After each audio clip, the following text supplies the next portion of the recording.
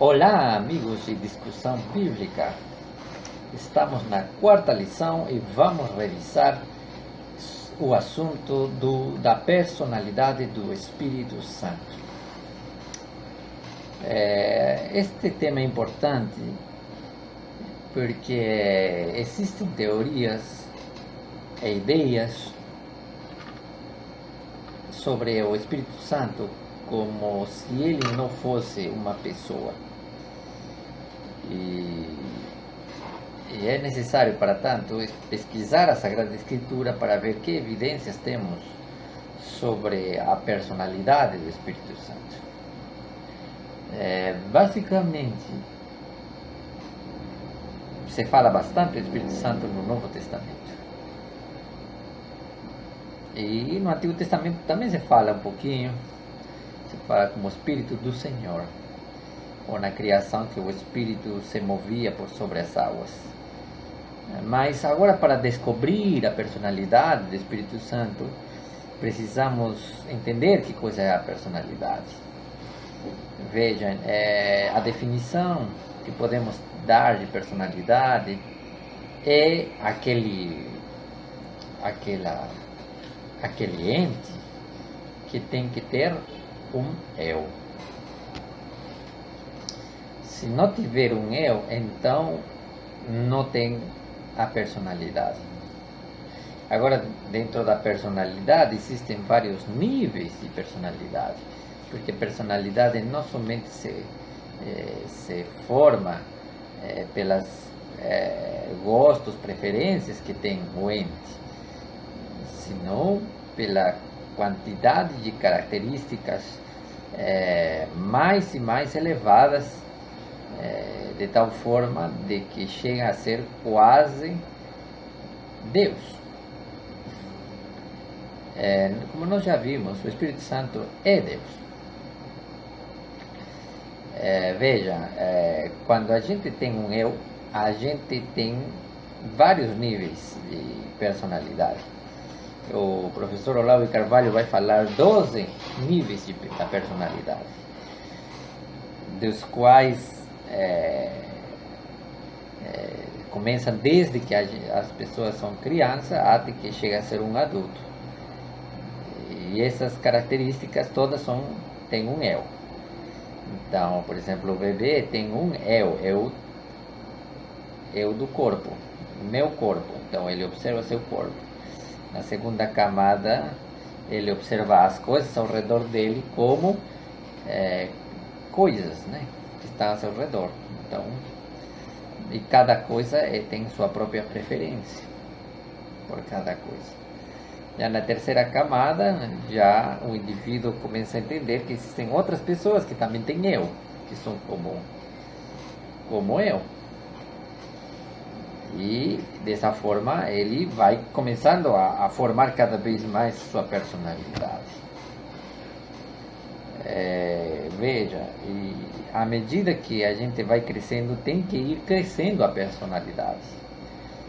E a personalidade de uma pessoa madura é aquela que já não se baseia no corpo, nem nas coisas, nem no reconhecimento dos outros eus. Isso ele já entende perfeitamente, não vai ficar reclamando das outras pessoas. Enfim, o eu de uma pessoa adulta já é um eu intelectual, é um eu que não se olha a si mesmo como o único que está sofrendo, senão como alguém que observa que toda a humanidade passa pelos mesmos problemas que a pessoa está passando. Então, agora enfrenta os problemas da vida de uma forma diferente. Enfim, bom, o Espírito Santo tem este eu, e nós vamos perceber esse eu em diferentes facetas da Sagrada Escritura. Eu vou basicamente me basear nas análises que fez o apóstolo Paulo e a análise que fez Cristo em relação ao Espírito Santo. Eu vou começar com a análise de Cristo. Para tanto, vamos buscar na Sagrada Escritura, no livro de João, capítulo 16, verso 13 e 14. Então, aí nos disse, mas quando ele, o Espírito da verdade, venha, ele vos guiará a toda a verdade, porque não falará por sua própria conta, senão falará tudo o que ouça e vos fará saber o que haverá de vir. Ele me glorificará, porque tomará do meu e vos fará saber. Todo o que tem o Pai é meu. Por isso eu disse que ele toma do meu e vos fará saber. Muito bem. Então ele estava dizendo que quando venha o Espírito da verdade, falando do Espírito Santo, esse Espírito Santo tem a possibilidade de guiar a toda a verdade. Então, se o Espírito tem essa capacidade de conduzir outras pessoas para um entendimento, então ele está ajudando a pessoa a caminhar na senda, num caminho do conhecimento, da verdade, enfim. Certamente essa pessoa que está te ajudando, ou esse ente que te está ajudando, te está guiando, né? Tem que ser inteligente, porque se a gente vai para um lado, esse ente é capaz de te iluminar, apesar de que você desviou o caminho correto. Então ele te vai acompanhando. Se você é inteligente e você tem liberdade para decidir, o Espírito Santo também tem que ter a liberdade para te seguir e te reconduzir ao caminho, te iluminar a mente na parte que você esteja, na parte escura. Então o Espírito Santo tem que ser um ser pessoal, inteligente, que entende as necessidades de cada um, e ele vai a cada um dando a luz que necessita. Muito bem. Outro texto que também é interessante vermos é João capítulo 14, verso 16, e diz: e eu rogarei ao Pai, e ele vos dará outro Consolador, para que esteja convosco para sempre. Veja, quando fala aqui que eu vou rogar ao Pai, e ele vos vai dar outro Consolador, outro ser que vai ajudar vocês para que esteja para sempre. Por que Jesus fala isso? Porque Jesus está se despedindo de seus discípulos e ele quer dar a certeza de que eles vão ter ajuda. Não é estar sozinhos fazendo o trabalho de evangelismo, senão vão ter uma ajuda, um outro Consolador. E esse outro Consolador, o verso 17 vai dizer, ou seja, o Espírito da verdade, a quem o mundo não pode receber, nem vê, nem o conhece, mas vocês se conhecem, porque mora convosco e estará convosco. Então, aqui temos a evidência de que tem que ter, se Cristo era uma pessoa que estava ajudando, que entendia a necessidade de seus discípulos, necessariamente o Espírito, o outro Consolador, o Espírito da verdade, tem que continuar fazendo esse trabalho de pegar o indivíduo e ir mostrando o caminho para que não se perca neste mundo de pecado. Esta palavra outro nos indica de que tem que ser alguém que faz o trabalho de Cristo. Se Cristo é uma pessoa inteligente e tem decisões próprias, este outro tem que ter essa capacidade também. Aliás, esta análise simples é reforçada pela análise exegética da palavra outro. A palavra outro, neste texto, provém da palavra grega alos. E alos significa um outro do mesmo tipo. Se quisesse dar a entender um outro de outro tipo, teria que utilizar a palavra héteros ou héteros. E aí teria que ser de outro tipo. Mas não faz sentido Jesus dizer que vai vir um outro Consolador, um héteros Consolador. Não, tem que ser um outro do mesmo tipo que ele. Então, até o escritor João corretamente coloca a palavra alos, indicando que tem que ser alguém do mesmo tipo que Cristo. Por lo tanto, se o Espírito Santo, se Cristo tinha as prerrogativas de Salvador, de ajudador, de dizer a verdade, o Espírito tem todas essas qualidades. Se Cristo é uma pessoa, o Espírito Santo tem que ser uma pessoa. E era necessário que venha o Espírito Santo porque Jesus estava reduzido geograficamente, apenas num local e as pessoas que ele conhecia, por isso que ele tem que viajar tanto. Mas agora o Espírito não, o Espírito Santo está disponível para todos nós, todos aqueles que desejam aceitá-lo, como se aceita a Cristo. O Espírito Santo entra na tua pessoa e começa a iluminar a mente. Ok.